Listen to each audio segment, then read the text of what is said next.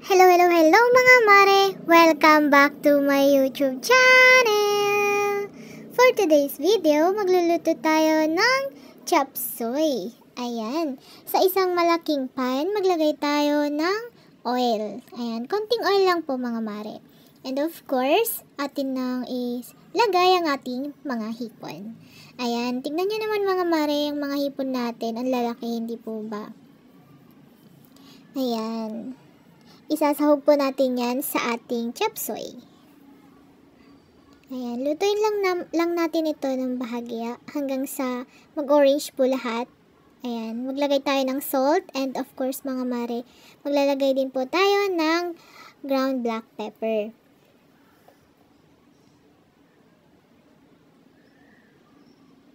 Ayan, halo-haloin lang natin ito para hindi masunog mga mare.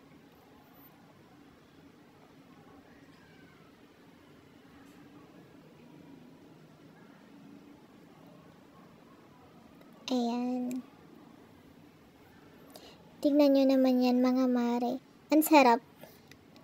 Masarap po mag-ulam ng hipon. Pero sa ngayon po, isasahog po natin siya sa ating chop suey. Ayan. Ngayon mga mare, hanguin na natin siya. Kasi lulutuin din naman natin siya ulit mamaya. Kasi nga, isasahog po natin. Ngayon mga mare, isunod na natin ang ating chicken liver. Ayan.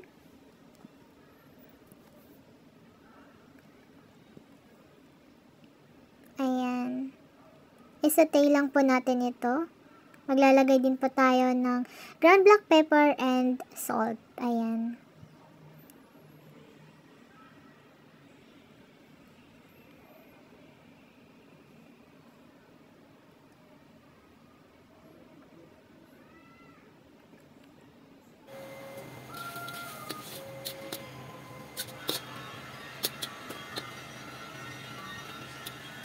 Ayan. Pasensya na po sa ingay mga mare.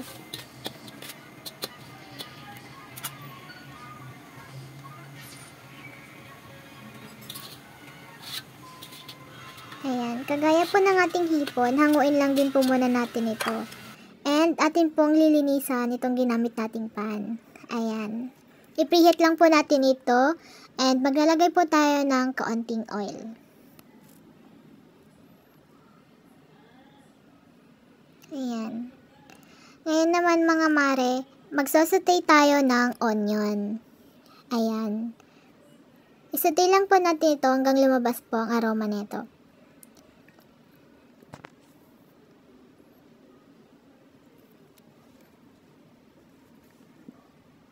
Ngayon naman, ilagay na natin ang ating garlic. Ayan. Hindi po mawawala yan kasi partner po yan ng onion natin.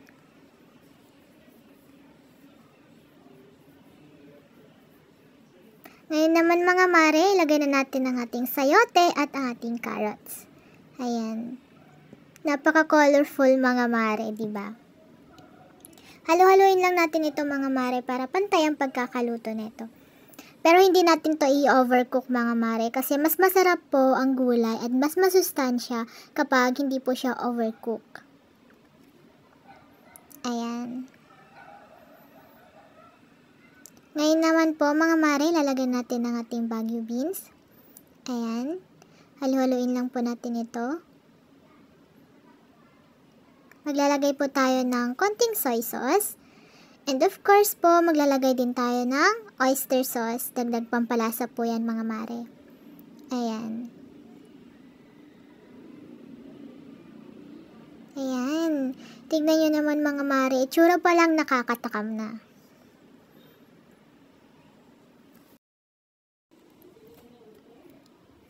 Ayan. Ngayon naman mga mare, maglalagay tayo ng dalawang shrimp cubes. Ayan. Para mas masarap ang ating chop suey. Ayan. Tingnan nyo naman yan mga mare. Ngayon naman ilalagay na natin ang ating broccoli and cauliflower. Ayan.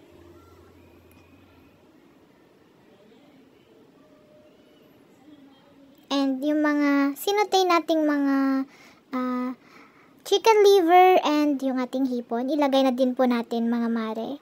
maglalagay tayo ng ground black pepper. Tsaka natin ito haluin. Kung mapapansin nyo po mga mare, konti lang po yung nilagay natin kaninang water. Kasi magtutubig pa po yan. Naglagay po ako kanina ng tubig, pero kaunti lang po. Ayan. Halo-haloin lang po natin para pantay po ang pagkakaluto na ito. Ayan.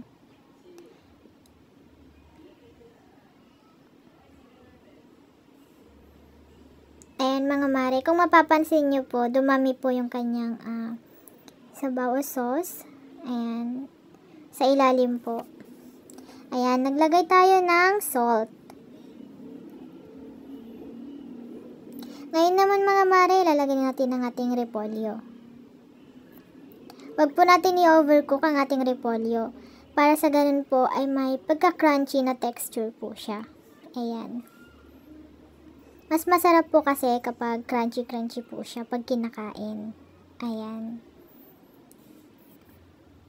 Gantong ulam po mga mare, yung minsan hindi na kailangan ng kanin. Kasi pwedeng-pwede nyo siyang papakin. Ayan. Masarap po siya pag pinapak eh. Pero mas masarap po siya mga mare pag may kanin. Ayan. Takpan lang po natin at hayaang maluto ng maayos. Ayan mga mare, kung mapapansin nyo po, medyo paluto na po ang ating mga gulay. Ayan. Malapit na po tayong matapos. Ayan.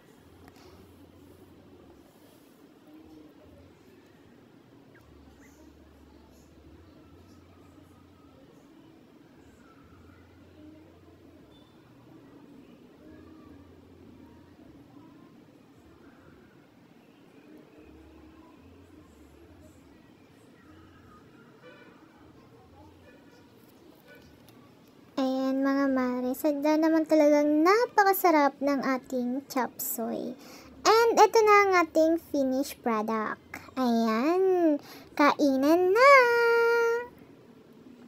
Enjoy your food mga mare! And ayan, isa na naman pong video ang ating natapos. And gusto ko lang magpasalamat sa ating mga channel members na walang sawang sumusuporta sa atin. Maraming salamat!